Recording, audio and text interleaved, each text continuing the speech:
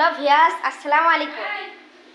আজকে আমরা 3টা টিপস নিয়ে আবারও চলে আসলাম, যাতে তোমরা সহজ পদ্ধতিতে ভাত খেতে পারো। যদি আপনাদের ভিডিওটা ভালো লেগে থাকে, লাইক সাবস্ক্রাইব করবেন এবং পাশে থাকা বেল আইকনটি প্রেস করবেন। আচ্ছা, ঠিক আছে, তো আমরা এখন শুরু করছি। আপনারাও এভাবেই ইচ্ছা করলে ভাত খাবেন। আমি এখন এটা দিয়ে খিচুড়ি দিয়ে শুরু করব।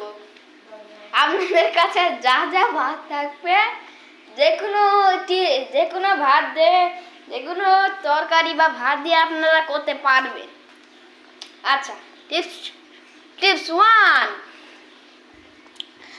দেখুন, আপনাদের আছে ভাতটা ছাগলের পদ্ধতিতেই খেতে হবে, গরুর পদ্ধতিতে না। গরুর পদ্ধতিতে খেতে হলেও 2 নম্বর টিপসটা আছে, ওইটা দেখেন। আমি শুরু করলাম। টিপস 1, এমন করে খেতে হলে নুডলস খাওয়ার মতন করে খেতে হবে। এমন করে খাইতে হয় না যাতে যাতে মুখে ঠেকে যায়। আপনারা সহজ পদ্ধতিতে খাবেন এমন করি। হ্যাঁ, খাইতে পারিছেন?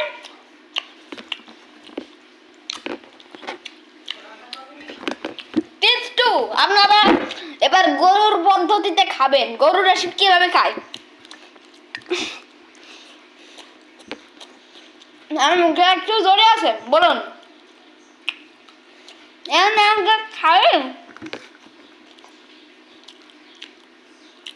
আপনারা লোকমা বানিয়ে খাবেন। তার জন্য আপনাদের সহজ পদ্ধতিতে খাওয়া হবে। দেখুন, অমন করে যেন খাবেন না। এমন সহজ পদ্ধতি জীবনে হতে পারে না, তাও আপনাদের দেখাই দিচ্ছে। টিপস 3, দেখুন, টিপস 3টা হচ্ছে যে গবাদি পশুর খাওয়ার স্টাইল। দেখুন, খেতে হয়। আপনারা এমন করে কখনো খাবেন না।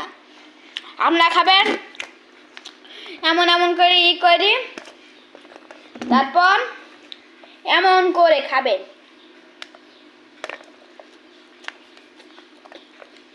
যাতে একটু ফ্যাশন লাগে। দেখেন, এমন করি।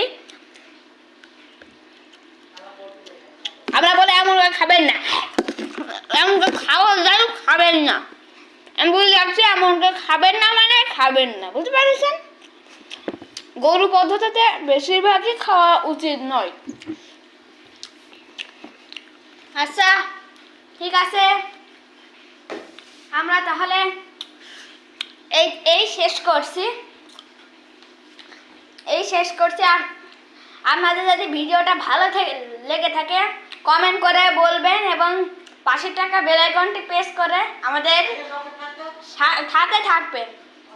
আর সাবস্ক্রাইবটা করতে বলবেন না, যেন আমাদের ভিডিও আপনাদের কাছে সরাসরি পৌঁছে যাবে।